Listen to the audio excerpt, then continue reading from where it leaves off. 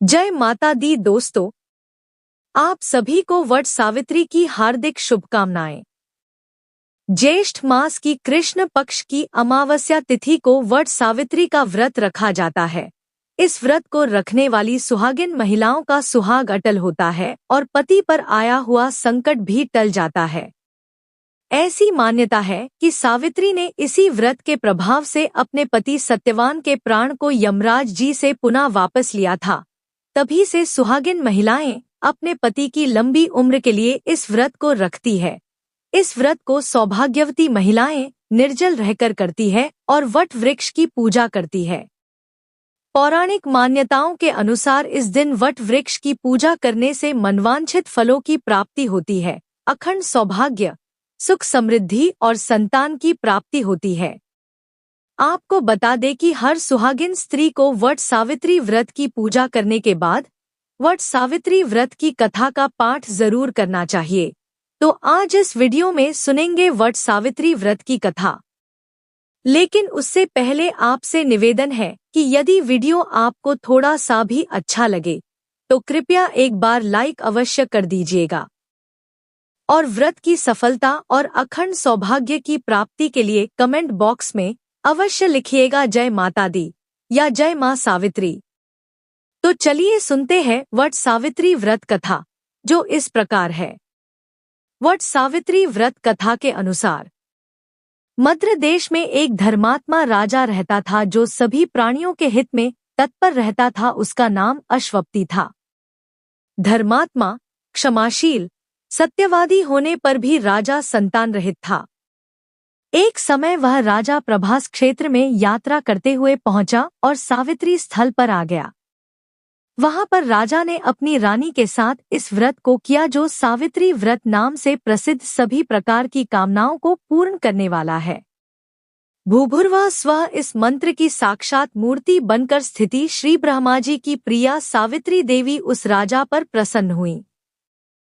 कमंडलों को धारण करने वाली वह सावित्री देवी दर्शन देने के बाद पुनः अदृश्य हो गई। लेकिन देवी के दर्शन के पुण्य से कुछ दिनों बाद राजा अश्वपति के घर देवी के समान रूप वाली कन्या का जन्म हुआ, जो देवी सावित्री के अंश से ही उत्पन्न हुई थी। देवी सावित्री की प्रसन्नता से प्राप्त तथा सावित्री की पूजा करने के बाद उत्पन्न कन्या का नाम भी सावित्री रखा गया। वह राजकन्या देवी लक्ष्मी के समान शोभित होती हुई बढ़ने लगी और धीरे धीरे सुकोमल अंगों वाली वह कन्या यौवनावस्था को प्राप्त हुई। नगरवासी उस कन्या को देखकर यही समझते थे कि वह कोई देव कन्या है। कमल के समान विशाल नेत्रों वाली एवं तेज से अग्नि के समान प्रज्वलित होती हुई वह सावित्री महर्षि भृगु द्वारा कहे हुए सावित्री व्रत को करने लगी। लक्ष्मी के समान सुशोभित वह कन्या एक दिन देवी सावित्री की पूजा के बाद पिता पास खड़ी हो गई। उस समय पुत्री की युवावस्था को प्राप्त हुई देखकर राजा ने मंत्रियों से सलाह किया। इसके बाद राजा ने सावित्री से कहा, हे पुत्री, तुम्हें योग्य वर को देने का समय आ गया है। मुझसे कोई तुम्हें मांगने के लिए भी नहीं आता और मैं भी विचार करने पर तुम्हारी आत्मा के अनुरूप वर को नहीं पा रहा हूँ। आता है पुत्री, देवताओं के निकट में जिस तरह से निंदनीय ना हो वैसा तुम करो। मैंने धर्मशास्त्र में पढ़ा और सुना भी है कि यदि पिता के गृह में रहती हुई विवाह के पहले ही जो कन्या रजोधर्म से युक्त हो जाती है उसके पिता को बड़ा पाप लगता है। इसलिए हे पुत्री, मैं तुमको भेज रहा हूँ कि तुम स्वयं ही अपने योग्य वर ढूंढ लो। वृद्ध मंत्रियों के साथ शीघ्र जाओ और मेरी बात को मानो। इसके बाद जैसा कहते हैं वैसा ही होगा। ऐसा कहकर सावित्री घर से निकलकर राजर्षियों के साथ तपोवन की ओर चल पड़ी और वहां पहुंचकर माननीय वृद्धजनों को प्रणाम करके सभी तीर्थों और आश्रमों में जाकर पुनः मंत्रियों के साथ सावित्री अपने महल को लौट आई। यहाँ सावित्री ने पिताजी के साथ देवर्षि नारद जी को बैठे हुए देखा। आसन पर बैठे हुए नारद जी को प्रणाम करके मुस्कुराती हुई जिस कार्य के लिए वन में गई थी सारी बातें कहने लगी। सावित्री बोली, हे नारद जी, शाल्व देश में धर्मात्मा द्युमत्सेन नाम से विख्यात एक क्षत्रिय राजा हैं, जो दैवयोग से नेत्रहीन हो गए हैं। रुक्मी नामक उनके एक सामंत ने उनसे राजपाट छीन लिया है और वह अपने पुत्र और पत्नी के साथ वन में रह रहे हैं। उनका पुत्र सत्यवादी और धर्मात्मा है, उसे ही मैंने मन में पति रूप में वरण किया है। नारद जी सावित्री के वचनों को सुनकर बोल पड़े, हे राजन, सावित्री ने यह बड़ा कष्टप्रद कार्य कर डाला। बाल बुद्धि होने से इसने केवल गुणवान समझकर सत्यवान को वरण कर लिया। सत्यवान मिट्टी के घोड़े बनाता है और घोड़े का चित्र भी बनाता है, इससे उसे चित्राश्व भी कहते हैं। सत्यवान दान और गुण में रंतिदेव के शिष्य के समान है, ब्राह्मणों की रक्षा करने वाला और सत्यवादी है। राजा ययाति के समान उदार, चंद्रमा के समान प्रिय लगने वाला, रूप में दूसरे अश्विनी कुमार के समान और द्युमत्सेन के समान बलवान है, लेकिन उसमें केवल एक दोष है, दूसरा कोई नहीं, कि सत्यवान आज से ठीक 1 वर्ष पर क्षीणायु हो जाने से देहत्याग कर देगा। राजा लोग किसी से एक बार कोई बात कहते हैं, ब्रह्मवेत्ता एक ही बार कहते हैं और एक ही बार कन्या दी जाती है।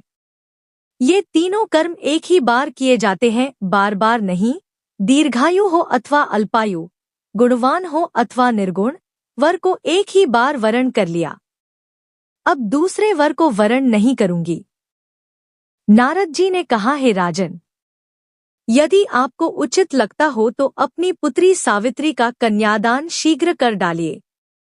राजा शुभ मुहूर्त विधि विधान पूर्वक सत्यवान के संग सावित्री का विवाह करवा दिया। सावित्री अपने पति को पाकर ऐसे प्रसन्न थी जैसे उसे पुण्यवान पुरुष स्वर्ग को पाकर प्रसन्न होता है। सावित्री उस सत्यवान के साथ आश्रम में रहते हुए नारद जी की कही हुई बात को याद करती रहती थी और उस दिन को गिनती रहती थी कि जब सत्यवान देहत्याग कर चले जाएंगे। जब सत्यवान के मरण के केवल 3 दिन शेष रह गए तब सावित्री ने निराहार रहने का व्रत लिया और तीसरे दिन सुबह स्नान करके देवता और पितरों का पूजन किया। फिर सास ससुर की चरण वंदना करके वह भी पति के साथ जंगल की ओर चल पड़ी।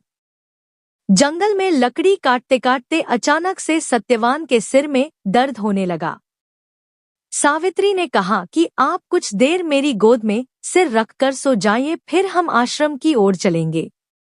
जैसे ही सत्यवान सावित्री की गोद में लेटे वैसे ही सावित्री ने देखा कि सांवले पिंगलवर्ण वाले किरीटधारी पीत वस्त्र पहने हुए साक्षात सूर्य के समान उदित हुए पुरुष उनके सामने खड़े हैं।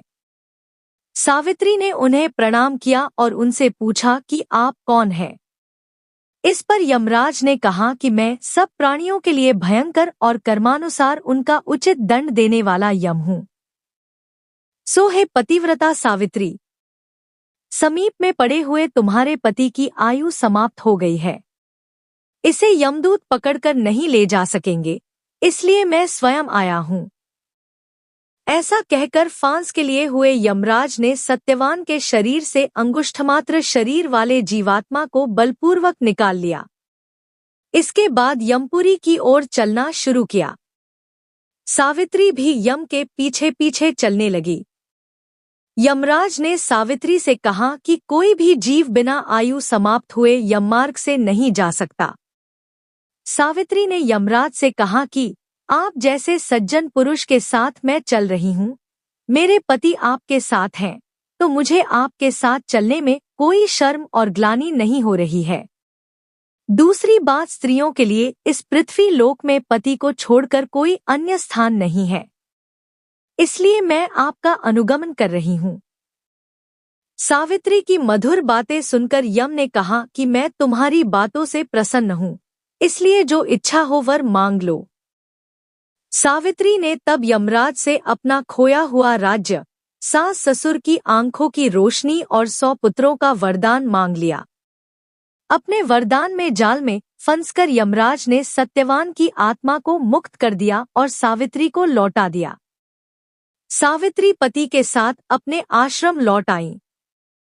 सावित्री ने सावित्री देवी का व्रत किया, जिसके प्रभाव से सास ससुर की आंखों की रोशनी लौट आई।